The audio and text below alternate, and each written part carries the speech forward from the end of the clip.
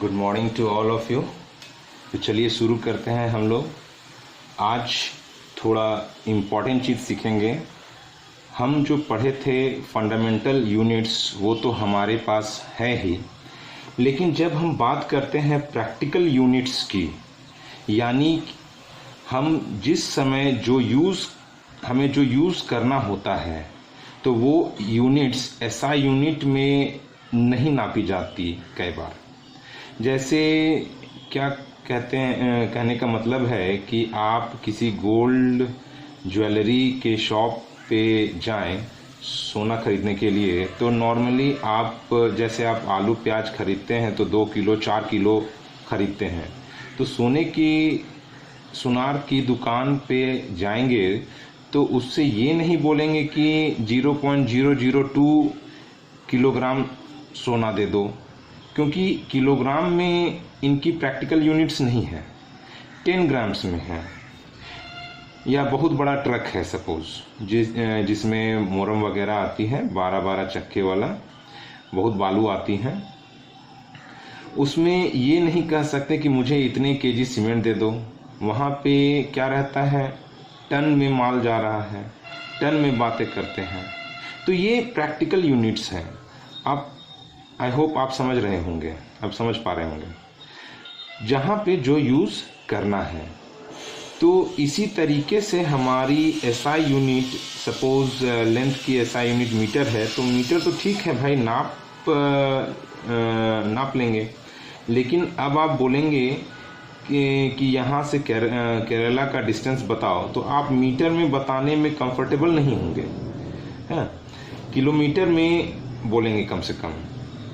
For example Kolkata का distance बताएंगे कि चलो हजारीबाग से कोलकाता 500 किलोमीटर है, मीटर में चेंज नहीं करते हैं, थोड़े से ही डिस्टेंस को। अगर हम बात करने लगे कि जो लेंथ का प्रैक्टिकल यूनिट्स है, तो कहाँ पे जब हम स्टार्स की डिस्टेंस को नापना शुरू करते हैं, तो वहाँ पर मीटर किलोमीटर भी कम पड़ जाते हैं, उसमें नहीं नापा जा सकते हैं, क्योंकि वहाँ पर डिस्टेंसेस बहुत ज़्यादा बड़ी होती हैं। तो बड़ी डिस्टेंसेस की जब हम बात करते हैं, तो लेंथ में तो हमारे पहली बड़ी डिस्टेंस जो होती हैं वह एस्ट्रोनॉमिकल यूनिट्स होती हैं। तो हम लोग जानते हैं कि ये एस्ट्रोनॉमिकल यूनिट्स बेसिकली है क्या, जो लेंथ की सबसे पहली बड़ी यूनिट जो होती है ना। तो ये जैसे हो गया कि सपोज एस्ट्रोनॉमिकल यूनिट बेसिकली क्या होता है कि एक means distance between earth and sun, means sun और अर्थ के बीच का, ये सन है और ये अर्थ के बीच का जो डिस्टेंस है, उसी को हम लोग क्या कहते हैं, एस्ट्रोनॉमिकल यूनिट, 1 एस्ट्रोनॉमिकल यूनिट। और इसका जो वैल्यू होता है 1 एस्ट्रोनॉमिकल यूनिट, वो होता है 1.496 × 10⁻11 मीटर। तो यहाँ पे जैसे ये इतने डिस्टेंस की मैं बात करूँ, तो यहाँ पे क्या होता है कि हमारा मीटर किलोमीटर्स में बोलना बड़ा असहज मालूम होता है। तो हम लोग वहाँ पे क्या कहते हैं, जो सब लेंथ का डिफरेंट यूनिट्स हम लोग लेना स्टार्ट कर देते हैं। जैसे हो गया बड़ी यूनिट्स, लेंथ की पहली बड़ी यूनिट्स होती है एस्ट्रोनॉमिकल यूनिट। तो वहाँ पे जब हम लोग जैसे डिफरेंट और प्लैनेट्स वगैरह के डिस्टेंसेस के बारे में बात करते हैं, तो वहाँ पे हम लोग बात करते हैं 1 AU 2 AU 3 AU में नापते हैं। अब मान लेते हैं उससे भी आगे निकल गए, अब स्टार्स से भी आगे निकल गए और दूर दूर के स्टार्स को हम लोग नाप रहे हैं, तो यहाँ पे 1 AU भी छोटी पड़ जाती है, यहाँ पे 1 एस्ट्रोनॉमिकल यूनिट्स भी छोटी पड़ जाती हैं। तो यहाँ पे हम लोग क्या लेते हैं, जो इसके नेक्स्ट जो हमारा आता है वो आता है लाइट ईयर लेके चलते हैं। तो यहाँ पे वर्ड से ऐसा लग रहा होगा कि light year must be the unit of time, क्योंकि यहाँ पे ईयर की मैं बात कर रहा हूँ, बट इसको कंफ्यूज ना करें कि ये टाइम का यूनिट है। बेसिकली ये एक डिस्टेंस का यूनिट है। This point should be noted, है ना, कि लाइट ईयर इज, दो the name is suggesting means your time type of thing, but this is not time, this is your what you can say unit of distance. तो ये actually में 1 light year जब हम लोग बहुत दूर दूर के स्टार्स को नापते हैं के डिस्टेंसेस को नापते हैं, तो उस केस में जो हमारा डिस्टेंस वहाँ पे एस्ट्रोनॉमिकल यूनिट जहाँ छोटा पड़ जाता है, तो इससे भी बड़ा यूनिट लेते हैं, तो light year, 1 light year, 2 light year type का हो। तो एक्चुअली में व्हाट इज लाइट ईयर? तो लाइट ईयर इज जैसे एक साल में लाइट कितना डिस्टेंस ट्रैवल करता है। आप इमेजिन कर सकते हैं कि एक सेकेंड में लाइट ट्रैवल करता है 3 × 10⁸ मीटर एक सेकेंड में। एक सेकेंड में कितना ट्रैवल करता है वो? एक सेकेंड में वो ट्रैवल करता है इन 1 सेकेंड 3 × 10⁸ मीटर्स। तो आपको बोल रहा है कि एक साल में लाइट कितना डिस्टेंस ट्रैवल करेगा। तो यू कैन इमेजिन कि कितना बड़ा डिस्टेंस की मैं बात कर रहा हूँ, कितने बड़े डिस्टेंस की मैं बात कर रहा हूँ। तो क्या होता है कि भाई एक साल में 365 डेज, 365 एक दिन में 24 आवर्स, एक घंटे में 60 मिनट्स, एक मिनट में 60 सेकेंड्स, मीन्स आप समझ सकते हैं कि कितना बड़ा डिस्टेंस की मैं बात कर रहा हूँ। तो यहाँ पे ये 1 लाइट ईयर होता है जब दूर दूर के स्टार्स को हम लोग मेज़र करते हैं डिस्टेंस, तो वहाँ पे हम लोग जो यूज़ करते हैं मेथड वो होता है लाइट ईयर मेथड, है ना। लाइट ईयर में हम लोग मेज़र करते हैं, वहाँ पे AU भी छोटा पड़ जाता है। तो 1 लाइट ईयर का वैल्यू जो होता है 9.5 × 10⁻15 मीटर, जो कि 9.5 × 10⁻12 किलोमीटर्स होता है। सोच सकते हैं कि कितने बड़े बड़े डिस्टेंस की बात हो रही है यहाँ पे। अभी बात ख़त्म नहीं होती। तो इससे भी बड़ी एक लेंथ की यूनिट होती है पारसेक। ये भी नेम सजेस्ट करता है कि कहीं ऐसा तो नहीं है टाइम का यूनिट है, ये इसको हम लोग और भी कहते हैं पैरालिक्टिक सेकेंड, है ना। तो ये नेम तो ऐसा लगता है कि ये सजेस्ट कर रहा है कि ये टाइम का यूनिट है, बट ये इनफैक्ट ये टाइम की यूनिट नहीं है, ये डिस्टेंस लेंथ की यूनिट है। जब हम लोग गैलेक्सीज़ को नापते हैं, गैलेक्सीज़ के डिस्टेंस को जब नापने के लिए हम लोग कोशिश करते हैं, तो वहाँ पे लाइट ईयर भी छोटी पड़ जाती है। तो वहाँ पे हम लोग जो लेते हैं, वहाँ पे जो यूनिट्स लेते हैं, प्रैक्टिकल यूनिट लेते हैं, वहाँ पे तो मीटर किलोमीटर की बात ही करना बेकार है ना। वहाँ पे जो हम लोग यूज़ करते हैं वो होता है पारसेक, है ना, और यू कैन से पैरालिक्टिक सेकेंड। तो पैरालिक्टिक सेकेंड क्या होता है ना, basically it is a distance eight which an arc equal to 1 AU, an arc equal to 1 AU subtends an angle of 1 second. This is 1 second. देखिए ये सेकेंड, ये घड़ी वाला सेकेंड की मैं बात नहीं कर रहा हूँ। एक्चुअली में क्या है कि ये 1 सेकेंड भी एक एंगल का ही हिस्सा है। जैसे अब मैं आपको फील करवाने की कोशिश करता हूँ कि ये 1 सेकेंड कितना बड़ा एंगल होता है, कितना छोटा एंगल होता है। जैसे मान लेते हैं ये सपोज के लिए ये 1 डिग्री है ना, 1 डिग्री है, इसका 60वां हिस्सा, इसका 60 हिस्सा कर दें तो जो एंगल बनेगा, इसका 1 डिग्री का जो 60वां हिस्सा होगा, ये बनेगा हमारा 1 सेकेंड, है ना। ये बनेगा 1 सेकेंड, मीन्स 1 डिग्री का 60वां हिस्सा होता है 1 मिनट। दिस इज 1 मिनट, है ना। और इस सपोज दैट ये 60वां हिस्सा, सपोज दैट, है ना, ये 1 सेकेंड है। अब इस 1 सेकेंड का जो 60वां हिस्सा होगा, क्योंकि 1 मिनट में 60 सेकेंड होते, तो 1 सेकेंड का जो 60वां हिस्सा होगा ये हो जाता है, 1 मिनट का जो 60वां हिस्सा हो जाएगा वो 1 सेकेंड एंगल हो जाएगा।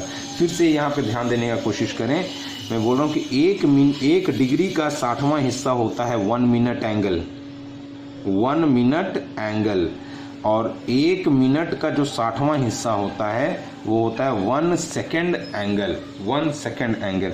तो यहाँ पे बनाते बनाते वो छिप जाएगा, वो तो दिखेगा ही नहीं। तो आप समझ सकते हो कि एक बहुत ही छोटा एंगल, बहुत ही छोटा एंगल, ये जब सबटेंड करेगा 1 AU, ये जब इसका आर्क जब बनेगा, आर्क, ये जो आर्क लेंथ है, ये जैसे जैसे आगे बढ़ता चला जाएगा आर्क लेंथ बढ़ता चला जाएगा ना, है ना, आर्क लेंथ बढ़ता चला जाएगा। ये जब 1 AU के बराबर हो जाएगा, उस समय ये जो डिस्टेंस होगा दैट विल बी 1 पार्सेक। आप समझ सकते हैं कि 1 सेकेंड एंगल जो खुद इतना छोटा है कि दिखेगा ही नहीं हम लोगों को, वो जब 1 AU डिस्टेंस आर्क बनाता है तब वो जो रेडियस हो रहा होता है वो होता है हमारा 1 पार्सेक, है ना। ये कितने बड़े डिस्टेंस की मैं बात कर रहा हूँ।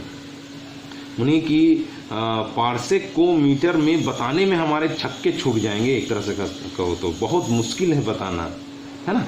तो ये होता है पार्सेक। ये सबसे बड़ा अभी तक का लेंथ का सबसे बड़ा प्रैक्टिकल यूनिट अगर यदि है तो पार्सेक है। इससे बड़ा अभी तक हम लोग यूज़ में नहीं आया है, या फिर हम लोग कहो तो हम लोग कभी उसको अभी तक हम लोग यूज़ नहीं किए हैं। तो क्या है कि अब ये तो बड़े बड़े लेंथ की मैं बात कर लिया। अब मैं अगर छोटे डिस्टेंसेस की मैं बात करूं तो जैसे ये एक होता है 1 माइक्रोन। 1 माइक्रोन ये काफ़ी बोलचाल की भाषा में हम लोग यूज़ करते हैं, है ना। 1 माइक्रोन को म्यू से भी डिनोट करते हैं, माइक्रोमीटर जिसको बोलते हैं, है ना। ये कितना होता है तो 10⁻⁻⁶ मीटर के बराबर होता है। नैनो की मैं बात करूँ तो 10⁻⁹ होता है, 9 मीटर होता है। Pico 10⁻12 metre. फर्मी 10⁻15 में। ये फर्मी आप देख रहे हो ना, ये एटॉमिक लेवल में चले गए हैं। ये जो हो गए ये एटॉमिक लेवल मीन्स एटम का जो साइज़ की मैं बात कर रहा हूँ वहाँ तक में चला गया, ये एटॉमिक लेवल पे चला गया मैं 10⁻15 मीटर। और इससे भी एक और आता है छोटा जिसको हम लोग बोलते हैं एंगस्ट्रॉम, है ना। ये भी काफ़ी यूज़ होता है, इसको हम लोग ऐसे यूज़ करते हैं। बेसिकली यहाँ पे सबसे ज़्यादा यूज़ जो होता है वो माइक्रो और नैनो एंगस्ट्रॉम जो सबसे ज़्यादा बोलचाल में यूज़ किया जाता है ना। तो ये आप देख रहे हैं 10⁻10 मीटर, कितना छोटा लेंथ की मैं बात कर रहा हूँ। वहाँ पे मीटर वगैरह यहाँ पे कह सकते हैं कि ये सब ऐसे ऐसे यूनिट्स जहाँ पे SI यूनिट भी कम पड़ जाते हैं, है ना। तो उसको हम लोग प्रैक्टिकल यूनिट्स में कन्वर्ट करके हम उसको बात करते हैं। तो क्या है कि आप लोग ऐसा देख के समझ में आ रहा होगा कि प्रैक्टिकल यूनिट्स का अपना बेनिफिट है। ये नहीं कि SI यूनिट्स ही हर वक्त आता है, जैसे अभी रुपए चल रहे हैं, है ना। और कल को आप कार लेने जाएंगे तो रुपए में बात थोड़े करेंगे आप लोग, तो वो तो लाखों में बात करने लगेंगे। 8 लाख की गाड़ी तो 16 लाख की गाड़ी, तो यहाँ थोड़ी कहेंगे कि 225 रुपये 250 रुपये। तो जैसे आप बोले कि गाड़ी लेना है तो भाई उसने रेट दाम बताया आपको, सपोज दैट 6,20,220 रुपया या 225 रुपया या 250 रुपये। तो यहाँ पे ये थोड़ी पूछेंगे कि सो कितना 225 रुपया 250 रुपये एक्स्ट्रा जा रहा है। वहाँ पे आप मोटा मोटी एक ऑर्डर की बात करूँ तो वो आप बोलेंगे कि 6,20,000 का यह गाड़ी है, suppose like means it is just an example. तो वहाँ पे वो 225 250 का कोई रोल ही नहीं है ना। तो जहाँ पे लाखों में बात करें तो वो छोटे छोटे यूनिट्स पड़ जाएंगे, वो मीन्स वहाँ पे नल एंड वॉइड हो जाएंगे। तो ये होता है प्रैक्टिकल यूनिट्स, है ना। तो अब हम लोग देखते हैं पैरेलैक्स मेथड, एक हम लोगों को पढ़ना है। पैरेलैक्स मेथड ये एक्चुअली लेंथ मेज़र करने का एक मेथड होता है। ये पैरेलैक्स मेथड से पहले हम लोग ये कहते हैं कि डिस्टेंस को, या एक्चुअली एक तरह से कहें तो parallax method is the method to find out distance. Mean distance नापने का एक मेथड है। जैसे डिस्टेंस नापने के 2 तरीके होते हैं, एक होता है डायरेक्ट मेथड और एक होता है इनडायरेक्ट मेथड। तो डायरेक्ट मेथड क्या हो गया, जैसे ये पेन की मैं लेंथ में निकालना चाहता हूँ तो एक स्केल लिया और इसकी नपाई कर दी और हमको पता चल गया ये इतने इंच का है। यहाँ पे क्या है, इसका 1 एंड और 2 एंड दोनों हमारे हाथ में है, तो हम लोग आराम से इसको मेज़र कर दिए, है ना। यहाँ पे दोनों एंड हमारे हाथ में है तो हम लोगों ने इसका मेज़र कर दिया। इसको पैरेलैक्स मेथड को भी मैं काटता हूँ, कुछ पहले इंट्रोडक्शन में दे देता हूँ, उसके बाद फिर पैरेलैक्स मेथड डिस्कस करूँगा। तो ये डायरेक्ट मेथड हो गया जहाँ पे दोनों एंड हमको पता है तो हम लोग स्केल लिया और नाप दिया। पर कई बार ऐसा होता है कि दोनों सिर हाथ में नहीं होते हैं। जैसे किसी माउंटेन का हाइट निकालना हो, उसमें ज़रूरी नहीं है कि हम माउंटेन पे चढ़ के ही नापें। जैसे ये एक माउंटेन है और सपोज दैट उसका हाइट h में मान लिया, और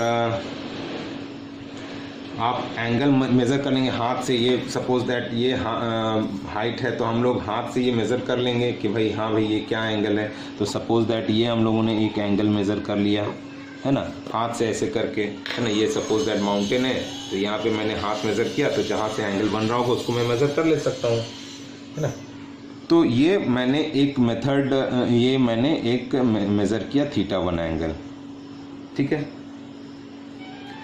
फिर इंस्ट्रूमेंट आता है जिससे हम लोग ये एंगल मेज़र कर लें। हाथ ऐसा किया, उसके बाद इंस्ट्रूमेंट से हम लोग मेज़र कर लें कि कितने एंगल पे मैंने हाथ को अपने एलिवेट किया, ठीक है। फिर आगे कुछ और बढ़ेंगे, फिर आगे हम लोग कुछ और बढ़ें, कुछ डिस्टेंस, सपोज से d डिस्टेंस हम लोग आगे बढ़ें, और फिर से हम लोग वो एक और मेथड से हम लोग क्या करेंगे, मीन्स फिर से हम लोग यहाँ का एंगल हम लोग मेज़र कर लेंगे, यहाँ का मेज़र कर लेंगे एंगल, है ना। और सपोज दैट ये यहाँ से यहाँ का डिस्टेंस है x, वो भी हम लोगों का अननोन है। सपोज दैट ये हम लोगों का अननोन है x, है ना। तो क्या है कि ये अब सिंपल ट्रिग्नोमेट्रिक प्रॉब्लम हो गया। ये एक सिंपल ट्रिग्नोमेट्री का सवाल हो गया, जो कि हम लोग क्लास 9th या 10th में हम लोग पढ़े हुए हैं। उसको यूज़ करेंगे और h और x का वैल्यू निकाल लेंगे, h एंड x का वैल्यू निकाल लेंगे, है ना। जब हम लोग को एंगल वैंगल पता चल गया और हम लोग सिंपल ट्रिग्नोमेट्री लगाना है हमको यहाँ पे, तो वो सब लगा करके और हम लोग इसके हाइट को और ये डिस्टेंस को भी हम लोग मेज़र कर लेंगे। यहाँ पे ये एक तरह से कह सकते हैं ये इनडायरेक्ट मेथड है, क्योंकि हम इसमें पहाड़ पे चढ़े नहीं।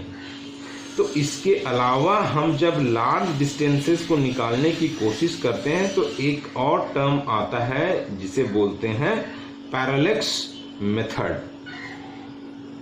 ये भी एक तरह का इनडायरेक्ट मेथड है। तो ये जो हम लोग अभी जो पढ़ने वाले हैं ये भी एक इनडायरेक्ट मेथड है, ये भी इनडायरेक्ट मेथड और ये भी इनडायरेक्ट मेथड है। तो इसको हम लोग अभी स्टडी करेंगे, पैरेलैक्स मेथड। तो पहले हम लोग बात करते हैं कि पैरेलैक्स बेसिकली होता क्या है, क्या होता है।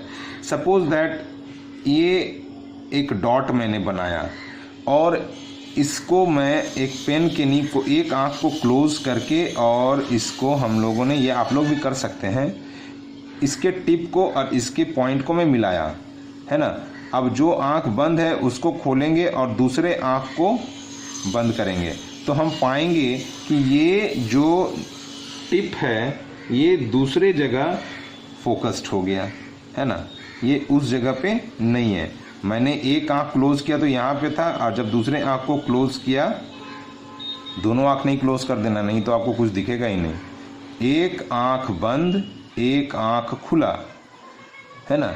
तो जब मैंने एक आँख बंद किया तो और इसको मैंने फोकस किया दूसरे आँख से देखते हुए, अब दूसरे आँख को मैं बंद करता हूँ और पहले को मैं खोलता हूँ तो देखोगे कि ये टिप पे नहीं मिल रहा है, ये कहीं और फोकस कर रहा है। तो ये है बेसिकली पैरेलैक्स। ये ऐसा क्यों होता है? क्योंकि आपके दोनों आईज के बीच में एक डिस्टेंस है, तो वो जो है डिफरेंट एंगल्स पे आप उसको देखते हैं। डिफरेंट एंगल्स पे देखने की वजह से आपको ये दो अलग अलग पॉइंट पे दिखाता है। आपका जो आँख है वो डिफरेंट पॉइंट्स पे वो आपको फोकस करता है, दिखाता है। तो इसी को कहते हैं हम लोग पैरेलैक्स। इसी को हम लोग क्या कहते हैं? पैरेलैक्स। तो ये सपोज दैट जैसे कि ये दो फोकस्ड पॉइंट हो गया, है ना, ये दो फोकस्ड पॉइंट हो गया, और ये जो हमारा एंगल यहाँ पे बना, ये मान लेते दो फोकस्ड पॉइंट हो गया, और ये जो थीटा बना रहा है ये दोनों पॉइंट को मीट करते हुए, तो ये जो हो गया angle theta, that is your parallax angle. This is known as parallax angle. I hope कि आपको समझ में आया होगा कि पैरेलैक्स होता क्या है ना, पैरेलैक्स का कंसेप्ट क्या है। ये पैरेलैक्स एंगल हो गया या पैरेलैक्टिक एंगल, है ना। अभी same for far away star, अभी हम फार अवे स्टार की मैं बात कर रहा हूँ, वेरी फार अवे की स्टार की मैं के लिए भी मैं बात करूंगा। तो हम लोग बेसिकली बात कर रहे हैं फॉर फार अवे स्टार, मैं फार अवे स्टार की मैं बात कर रहा हूँ, फार अवे स्टार। तो क्या है कि दो, सपोज दैट हम लोग फार अवे स्टार्स के लिए भी वैसे ही देखते हैं, 2 पॉइंट से हम लोग फोकस करते हैं, तो और 2 डिस्टेंसेस वो काफ़ी उसके बीच का वैसा ही है। सपोज दैट हम लोग ने एक स्टार को फोकस किया और 2 लेंस से हम लोगों ने उसको देखा, या फिर आई से हम लोगों ने देखा, ठीक है। तो ये जो हमारा एंगल बन रहा होता है ये काफ़ी छोटा बन रहा होता है, इस वजह से, और चूंकि ये हम लोग का लेंथ जो हम लोगों ने लिया है ये बहुत छोटा है ना। पैरेलैक्स मेथड में आई के मेथड से ही हम लोग कर सकते हैं। तो ये सपोज दैट ए बी और ये एंगल हम लोगों ने लिया है ना, यहाँ पे स्टार है, तो ये चूंकि ये बहुत ही स्मॉल है, दिस इज स्मॉल, तो हम लोग कह सकते हैं कि ये और ये साइड जो है हमारा नियरली इक्वल है ना। तो क्या है कि AC और इज इक्वल टू BC, ये C पॉइंट मैं ले लेता हूँ, AC is equal to BC। ये डिस्टेंस बहुत छोटा है, क्योंकि सपोज दैट मैं आई से ही फोकस करूँ तो ये 2 आई के बीच का जो डिस्टेंस है और यहाँ से जो स्टार का बीच का जो डिस्टेंस है, दोनों के बीच में तो जमीन आसमान का फर्क है। हमारे 2 आई के बीच का डिस्टेंस क्या है, कुछ नहीं है भाई, है ना। तो ये एंगल को मेज़र करने का हमारे पास इंस्ट्रूमेंट मौजूद है, तो उससे हम लोगों ने ये एंगल मेज़र कर लिया है ना। और ये डिस्टेंस तो काफ़ी छोटा है, तो यहाँ पे हम लोग, और ये तो हमारे पास है, इसको तो हम लोग इजीली मेज़र भी कर सकते हैं, 2 आंख के बीच का, या फिर नहीं भी है तो आप ऐसे इसको आर्क फॉर्मूला हम लगाते हैं। तो हम लोग पढ़े कि angle is equals to arc by this radius, arc by radius, है ना। तो यहाँ पे हम लोगों के पास एवरीथिंग अवेलेबल है ना। यहाँ पे हमारे पास एवरीथिंग अवेलेबल है, तो हम लोग लिख सकते हैं R is equal to arc by angle, है ना। अरे ये सिंपल तरीका हो गया भाई, ये मान लेते हैं ये आर्क हो गया S, ये रेडियस हो गया R और ये हो गया थीटा, तो S is equal to R theta होता है ना, ये हम लोग पढ़ चुके हैं ऑलरेडी। तो यहाँ से theta is equal to S by R, ये आर्क लेंथ हम लोगों को पता है और ये एंगल हम लोगों को पता है, तो हम लोग निकाल सकते हैं कि इन दोनों के बीच का डिस्टेंस क्या है। ये भी R है, तो ये डिस्टेंस ले या ये डिस्टेंस ले या सिंपल ये डिस्टेंस ले, ये तीनों का तीनों क्या हो जाएगा, बराबर ही हो जाएगा। तो ये हो गया फॉर, आई होप कि पैरेलैक्स क्या होता है हम लोग समझ गए। ये 2 आंख से हम लोगों ने फोकस किया ये स्टार को, है ना। ये तो हो गया very far away, far away star. अगर मैं बात करूं वेरी फार अवे स्टार्स की, मैं वेरी फार अवे स्टार्स, जैसे हम लोग किसके बात कर रहे हैं, very far away stars.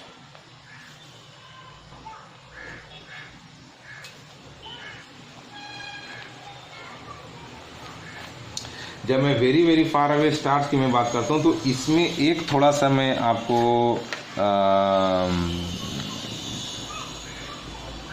Very far away star को ले करके हम लोग फार अवे स्टार का distance, with the help of very far away star basically हम लोग क्या फाइंड कर रहे हैं कि फार अवे स्टार का डिस्टेंस क्या है, वो हम लोग इसका हेल्प लेंगे और इसके डिस्टेंस को हम लोग अर्थ से मेज़र करेंगे, है ना।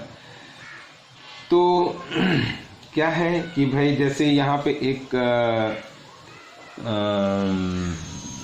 जो वेरी फार अवे ऑब्जेक्ट्स है उसको मैं आधार मान करके और काम करता हूँ। तो जैसे अगर यदि मैं बोलूँ कि फॉर एग्जांपल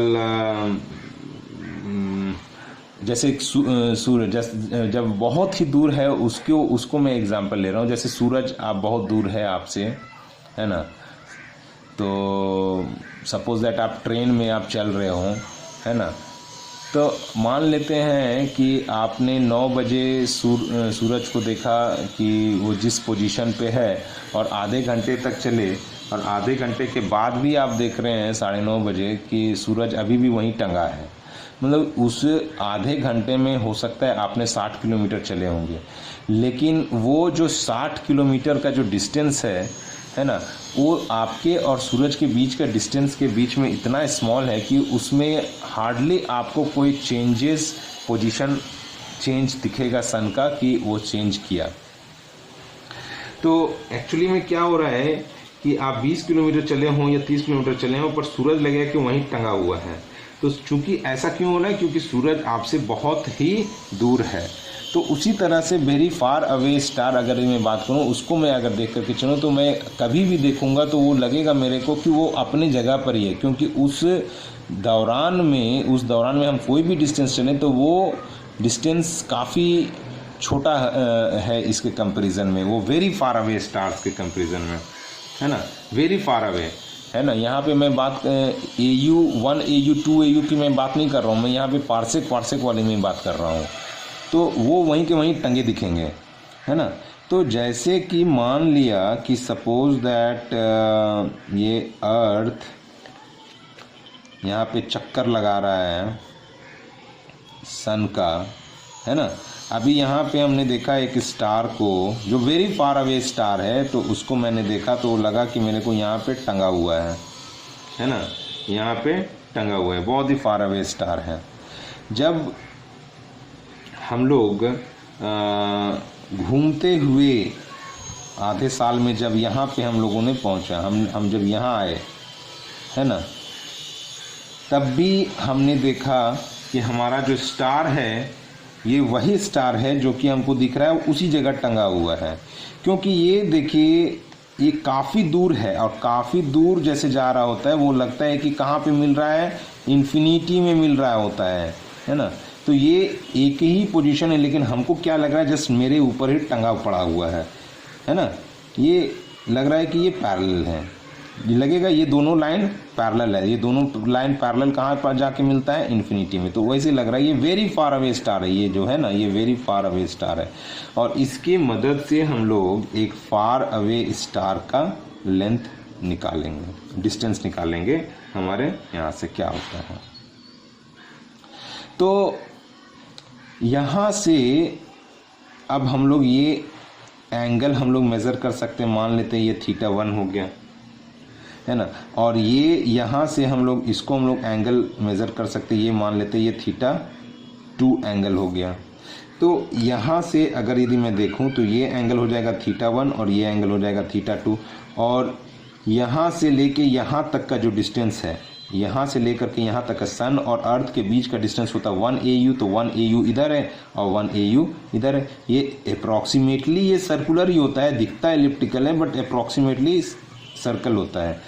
तो इधर का जो रेडियस है और इधर का रेडियस अप्रॉक्सीमेटली सेम है, तो ये जो डिस्टेंस हो गया ये हो गया हमारा 2 AU, है ना। तो अब यहाँ से हम लोग क्या लगा सकते हैं कि भाई यहाँ पे पैरेलक्स एंगल क्या बन गया, पैरेलक्स एंगल यहाँ पे जो बन गया वह हो गया θ1 प्लस θ2, θ1 प्लस θ2। तो therefore θ1 plus θ2 is equals to arc by this radius, arc by this distance, है ना। तो आर्क लेंथ कितना हो जाएगा 1 AU मीन्स 2 AU बाय ये डिस्टेंस मान लेते हैं ये r है, तो ये हो गया r। तो यहाँ से हम लोग r का वैल्यू निकाल सकते हैं 2 AU बाय θ1 प्लस θ2। तो ये एक हो गया कि वेरी फार अवे स्टार से हम लोग फार अवे स्टार का डिस्टेंस हम लोग मेज़र कर लिया, इसने हेल्प किया और मेज़र किया इसका हम लोगों ने, है ना। तो ये था हम लोगों का पैरेलक्स मेथड। अब बात करेंगे ऑर्डर ऑफ मैग्नीट्यूड की। Order of magnitude, order of magnitude जानने से पहले इसके लिए हम लोग साइंटिफिक नोटेशन को देख लेते हैं, जो आई होप आप जानते ही होंगे या केमिस्ट्री में पढ़ा ही होगा। तो साइंटिफिक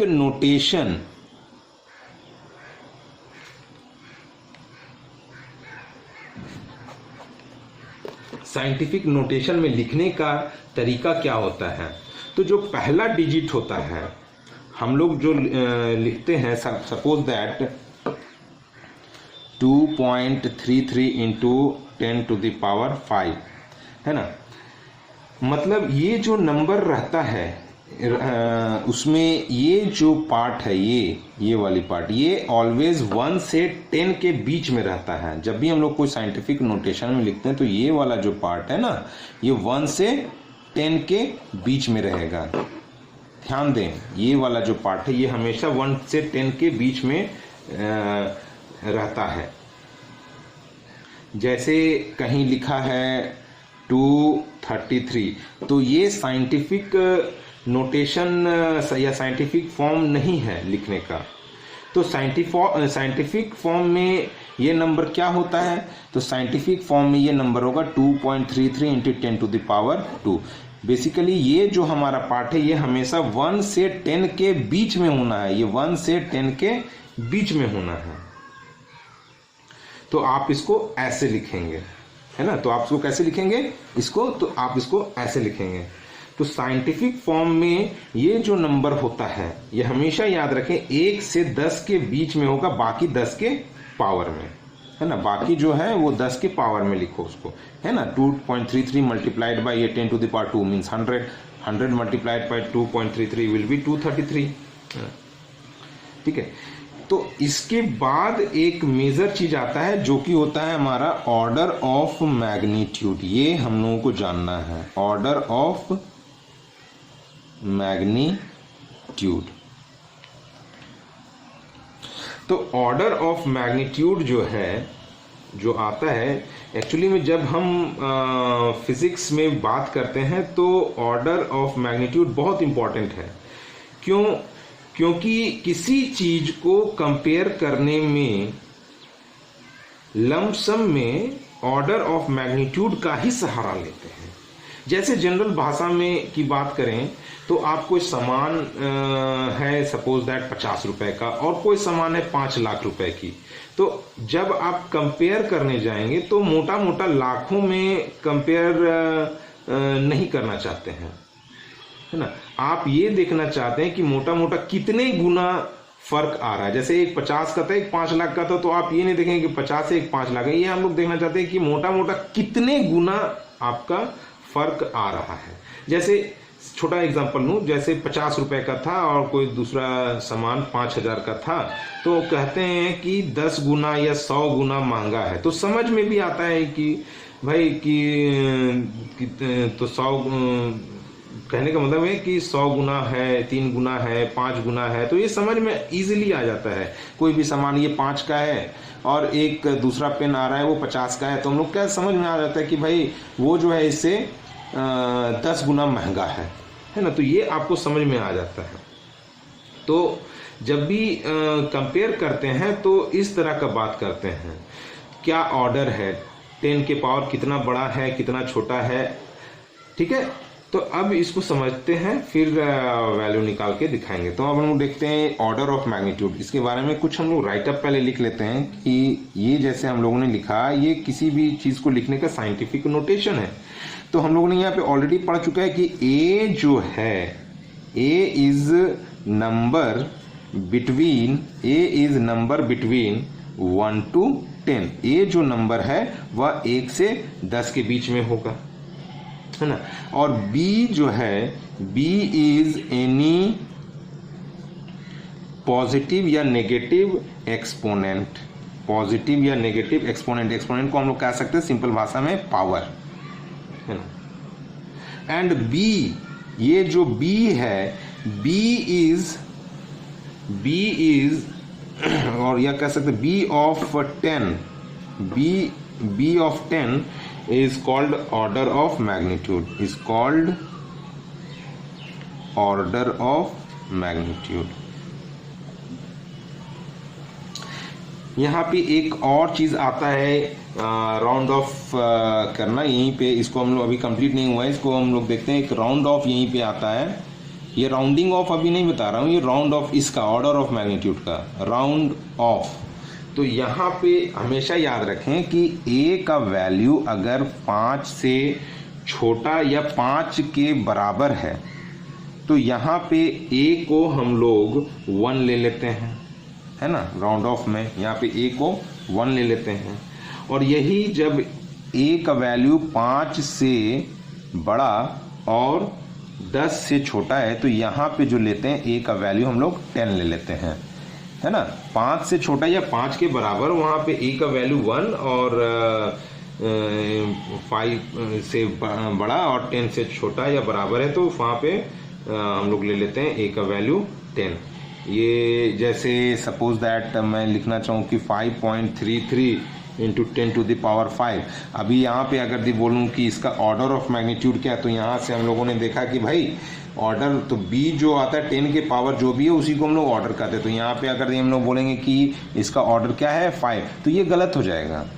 यहाँ पे ये भी देखना है, ये वाली बात है ना, ये वाली बात भी हमको देखनी है यहाँ पे, है ना, कि क्या है भाई कि जैसे 5.33 है तो ये 5 जो 0.33 ये इसमें लाई कर रहा है, इस वाले में लाई कर रहा है। तो यहाँ पे अगर ऐसा होता है तो ये क्या हो जाता है 10, तो ये हो गया हमारा 10 और यहाँ पे हो गया 10 टू द पावर 5, तो ये ऊपर ओवरऑल क्या हो जाएगा 10 टू द पावर 6। तो यहाँ पे जो ऑर्डर आया ये क्या है 10 के पावर 6, तो ये राइट है। This is 6 is your order of magnitude, 6 is your order of magnitude, है ना। जैसे एक एग्जांपल लेते हैं, देखिए ये क्या होता है, ये करके दिखाना नहीं है बस समझना है, ये करके एग्जाम में इसको करके दिखाना नहीं बस समझना है ना। तो यहाँ पे जैसे सपोज दैट एक एग्जांपल लेते हैं कि आपसे पूछा गया कि 623 इंटू 10 टू द पावर 2 इसका ऑर्डर ऑफ मैग्नीट्यूड क्या है। तो यहाँ पे जैसे ऑप्शन रहेगा कि इसका ऑर्डर ऑफ मैग्नीट्यूड है 2 या इसका ऑर्डर ऑफ मैग्नीट्यूड है 4 या इसका ऑर्डर ऑफ मैग्नीट्यूड है 5 या इसका ऑर्डर ऑफ मैग्नीट्यूड है नन ऑफ दिस, है ना। तो यहाँ पे क्या है कि आप गच्चा खा सकते कि हाँ भाई ये 2 है, तो आपने डायरेक्ट बोल दिया ये 2, तो ये गलत हो जाएगा। फिर आप थोड़ा सा दिमाग लगाएं, बोले कि नहीं ये साइंटिफिक नोटेशन में पहले इसको कन्वर्ट करते हैं, तो 6.23 इंटू 10 टू द पावर 2 और ये 2 मीन्स 4, तो आप बोलेंगे कि ना ये सही है, पर फिर भी ये गलत हो जाएगा। अब ये वाला लॉ लगेगा भाई, यहाँ पे 6.23 है, 6.23 मीन्स ए जो है 5 और 10 के बीच में आ रहा है, तो ये हो जाता है 10 इंटू 10 टू द पावर 4, तो यहाँ पे आ जाएगा 10 टू द पावर 5। तो यहाँ पे ऑर्डर ऑफ मैग्नीट्यूड क्या है 5, तो दिस इज करेक्ट, है ना। तो ये हमेशा याद रखें। एक्चुअली में ये हमारे को कंपेयर करने में बहुत ही मदद करता है। जैसे हम लोग एक कुछ एग्जाम्पल्स लेते हैं, उसको पढ़ लेते हैं तो ज़्यादा अच्छा समझ में आए। जैसे कुछ गिनती के मैं नंबर ले लेता हूँ, है ना। यहाँ पे मैं ऑर्डर ऑफ मैग्नीट्यूड देख लूँगा, है ना। और एक जो है वो ज़रूरी तो नहीं है लेकिन फिर भी चलो इसको वर्किंग हम लोग देखते चले जाएंगे। जैसे कुछ नंबर ले लेता हूँ 9, 123, 499, 501, 7346, तो 0 पॉइंट कुछ पॉइंट्स में भी ले लेते हैं 0.127, 0.05 या 0.051, है ना। जैसे ये हो गया। अब यहाँ पे देखें ऑर्डर मैग्नीट्यूड, इसको कैसे लिखेंगे। ये पहले सबसे पहले हमारा क्या होता है कि साइंटिफिक टर्म में लिखना है। साइंटिफिक टर्म में लिखना है मीन्स 9 है तो 9 इंटू 10 टू द पावर 0, ठीक है ना। तो इसको हम ये नहीं लिख सकते हैं कि 0 इसका मैग्नीट्यूड, ऑर्डर ऑफ मैग्नीट्यूड इसका 0 है। तो इसको हम लोग क्या लिखेंगे भाई, 9 के लिए हम लोगों ने क्या पढ़ा था कि ए का वैल्यू, ये साइंटिफिक नोटेशन में हम लोगों ने लिखा ए का वैल्यू क्या पे 5 से 10 के बीच में, तो ये 5 से 10 के बीच में आ रहा है तो ये खुद भी 10 हो गया। तो 10 into 10 to the power 0 means 10 only. यहाँ पे क्या है तो 10 का पावर 1 है, तो इसका ऑर्डर ऑफ मैग्नीट्यूड क्या हो गया 1 हो गया। ये 123 है तो इसको मैं लिख सकता हूँ 1.23 इंटू 10 टू द पावर 2, और ये 1.23 ये 5 से छोटा है तो यहाँ पे ऑर्डर मैग्नीट्यूड हो जाएगा 2। इसमें लिखेंगे तो 4.99 इंटू 10 टू द पावर 2, यहाँ पर भी ये 5 से छोटा है तो ऑर्डर ऑफ मैग्नीट्यूड 2। ये 5.01 इंटू 10 टू द पावर 2, अब यहाँ पे हम लोग लिखेंगे 2 पर हो जाएगा गलत। क्यों? क्योंकि ये 5.01 ए जो है 5 से बड़ा है, तो ये हो जाएगा 10 into 10 to the power 2 means ये हो जाएगा 10 टू द पावर 3, तो इसका ऑर्डर ऑफ मैग्नीट्यूड हो जाएगा 3। अब 7346 है, इसको मैं लिख सकता हूँ 7.346 इंटू 10 टू द पावर 3। अब यहाँ पे क्या हो जाएगा, ये 7 means a is greater than 5, तो ये हो जाएगा 10 इंटू 10 टू द पावर 3, तो 3 + 1 इज 4। उसी तरह से 0.127 आया, इसको मैं लिख सकता हूँ 1.27 इंटू 10 टू द पावर -1। ये जो है 5 से छोटा है, तो यहाँ पे ऑर्डर मैग्नीट्यूड क्या आ गया, -1। ये मैं देखूँ तो ये मैं लिख सकता हूँ 5.0 इंटू 10 टू द पावर -2। अब ये 5 है, 5 के बराबर होने का मतलब है 1, है ना, तो 1 into 10 to the -2 is 10 to -2, तो यहाँ पे ऑर्डर मैग्नीट्यूड -2। लेकिन यही अगर यदि बस मैंने थोड़ा सा फेरबदल कर दिया, ये हो जाएगा 5.1 इंटू 10 टू द पावर -2, लेकिन 5.1 इज ग्रेटर देन 5, सो यहाँ पे ये हो जाएगा 10 मल्टीप्लाइड बाई 10 - 2, तो ये हो जाएगा -1, है ना। तो ये हो गया इसका ऑर्डर ऑफ मैग्नीट्यूड। नाउ अब जैसे सपोज दैट हम कंपेयर करना चाहिए, एक और बड़ा सा कोई बड़ा क्वांटिटी ले लेते हैं और उसके बाद फिर हम कंपेयर करते हैं, किससे कंपेयर करें, चलो इससे कंपेयर कर लेते हैं, है ना। एक बड़ा क्वांटिटी ले लेते हैं, सपोज दैट 4 2 3 1 9 6 7, तो इसको अगर मैं साइंटिफिक नोटेशन में लिखूं तो 4.2319667 multiplied by 10 to the power 1 2 3 4 5 6, ये 4 है, मीन्स इससे कम है 5 से, तो इसको लिखेंगे ये 1, तो यहाँ पे हो जाएगा ये 10 टू द पावर ये 6 हो जाएगा इसका ऑर्डर ऑफ मैग्नीट्यूड। तो ये क्या हो जाएगा, सिंपली 10 टू द पावर 6 हो गया।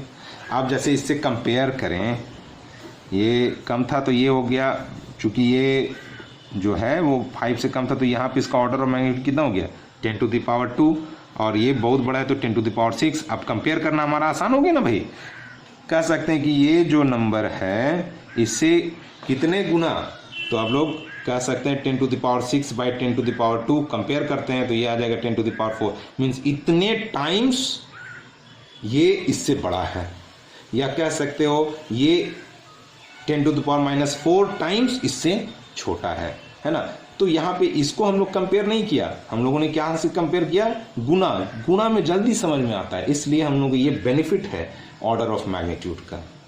I hope order of magnitude आपको समझ में आ गया हो, है ना। तो अब जो हम लोग बात करेंगे, एक कुछ दो चीज़ है जिसको आपको डेफिनेशंस और डिफरेंस आपको समझ में आना चाहिए। फिजिक्स में आता है एक एक्यूरेसी और एक आता है precision. Accurate value and precise value, दोनों सुनने में तो लगता होगा कि एक समान है, लेकिन एक्यूरेट वैल्यू और प्रिसाइज वैल्यू में ज़मीन आसमान का अंतर है। प्रिसाइज वैल्यू को का एक्यूरेट वैल्यू से कोई लेना देना नहीं है। देखिए, फिजिक्स में हम लोग मेजरमेंट का एक बहुत बड़ा इम्पॉर्टेंट इवेंट है। आप किसी को मेज़र करेंगे तब तो आप समझ पाएंगे कि क्या उसकी वैल्यू है।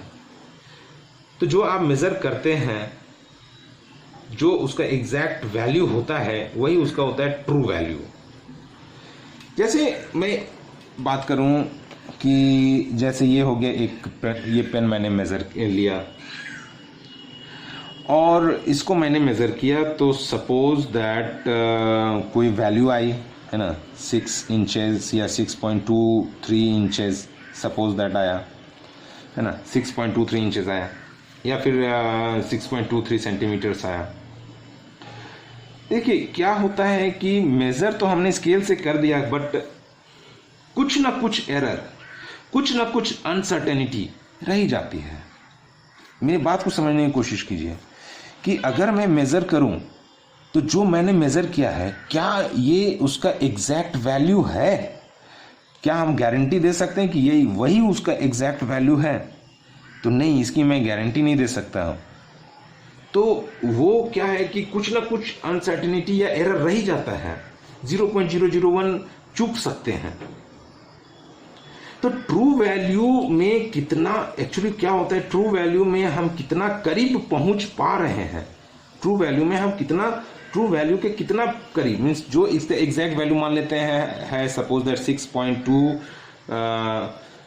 सब यहाँ पे मैं लिखता हूँ कि सपोज दैट इसका एग्जैक्ट वैल्यू है 6.23425 इंचेस, ये इसका एग्जैक्ट वैल्यू है, सपोज एग्जैक्ट वैल्यू इसका लेंथ का।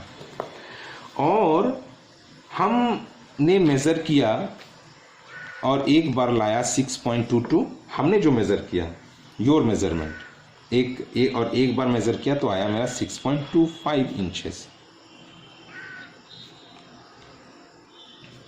तो अब मैं बोलूं कि यहाँ पे कौन ज़्यादा एक्यूरेट है, कौन ज़्यादा एक्यूरेट है, तो यहाँ पे देखेंगे कि जो एग्जैक्ट वैल्यू ट्रू वैल्यू के जो काफ़ी करीब हो, जैसे यहाँ पे 6.2 ये है तो हमने भी 6.2 मेज़र किया, यहाँ पर भी 6.2 मेज़रमेंट हुआ है। ये 3 है तो एक में 2 है और दूसरे में 5 है। देखो यहाँ पे 3 और यहाँ 2 का डिफरेंस आ गया और यहाँ पे बस एक छोटा है, तो मीन्स ये ज़्यादा इसके करीब है ना। तो ये जो है इसको हम लोग कहेंगे कि ये मोस्ट एक्यूरेट है, मोस्ट एक्यूरेट, या फिर ये कह सकते हैं कि ये इससे तो एक्यूरेट है, ये एक्यूरेट वैल्यू हो गया, more accurate, you can say more accurate then this one is more accurate then this, है ना। तो ये हो गया एक्यूरेसी, है ना। तो एक्यूरेसी क्या है? Accuracy is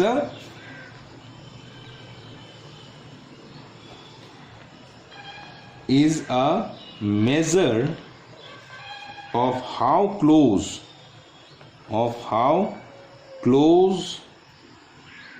to the measured value, how close the measured value is to the true value of the quantity, is to the true value of the quantity. कितना करीब है, how close the measured value is to the true value of the quantity, है ना। जैसे अब यहाँ पे बात आती है प्रिसिशन की, अब आती है बात प्रिसाइशन की। प्रिसाइज वैल्यू क्या होता है? तो प्रिसाइज वैल्यू का एक्यूरेट वैल्यू या प्रिसीजन के एक्यूरेसी से कोई मतलब नहीं होता। हम एक्चुअली कितना रिजोल्यूशन में नाप पा रहे हैं, कितना रिजोल्यूशन में नाप पा रहे हैं, कितना महीन से महीन नाप पा रहे हैं, है ना। जैसे 6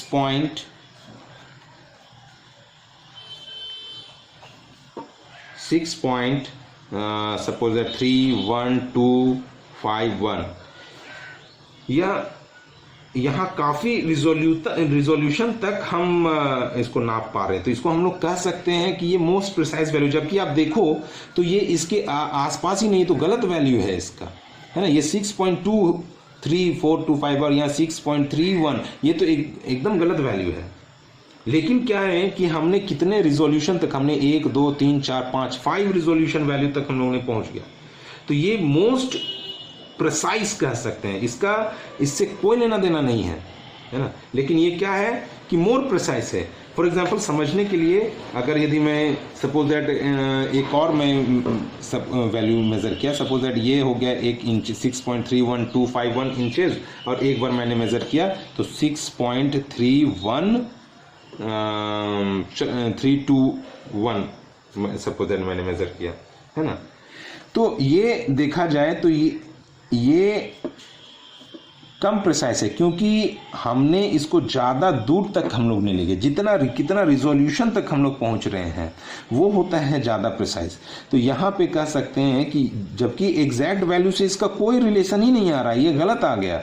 लेकिन क्या है कि हमने कितना दूर तक नाप दिया, जहाँ पे ज़्यादा दूर तक हम नपाई कर सकते हैं, ज़्यादा रिजोल्यूशन तक, जितना डीप तक हम लोग कह सकते हैं, तो वो कह सकते हैं it is most precise value. आसान भाषा में हम लोग बोलें कि सपोज दैट हमने एक मेज़र किया 7/3 का वैल्यू मैंने मेज़र करता हूँ, है ना, 7/3, तो क्या हो जाएगा, एक मैं लिख सकता हूँ